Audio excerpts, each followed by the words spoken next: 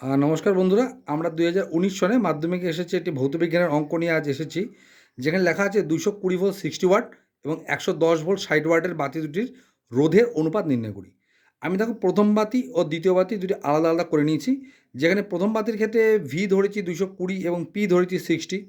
এখান থেকে রোধ বার করেছি। আমরা জানি R equal to V square by P. এটা আমাদের সূত্র মুখস্থই আছে, এর আগে আমরা করেছি। আচ্ছা, দ্বিতীয় বাতির ক্ষেত্রে একইভাবে আমাদের R equal V square by P করে বার করে নিলাম। এরপরে এদের শুধুমাত্র অনুপাতটা করলাম, যেখানে R1:R2। কারণ আমি প্রথম বাতির ক্ষেত্রে রোধ ধরেছি R1 এবং দ্বিতীয় বাতির ক্ষেত্রে রোধ ধরেছি R2, তাহলে R1:R2। যেখানে আর এর মান 200, যেখানে R1 এর মান 220 ভি স্কোয়ার, 220 স্কোয়ার বাই 60 এবং R2 এক্ষেত্রে 110 স্কোয়ার বাই 60। অনুপাতের নিয়মে নিচ থেকে 60 আমাদের ক্যান্সেল। 220 উপরে যেহেতু স্কোয়ার আছে, তার মানে 220টা দুইবার লিখব। তা লিখলাম। অনুপাতের পরেরটা আমরা জানি নিচে আসে।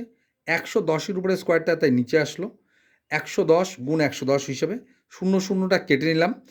এবার 11 দিয়ে দুইবার 22কে কাটলাম। 11 দিয়ে এই 22কে, 11 দিয়ে ওই দিকের 22কে কাটলাম।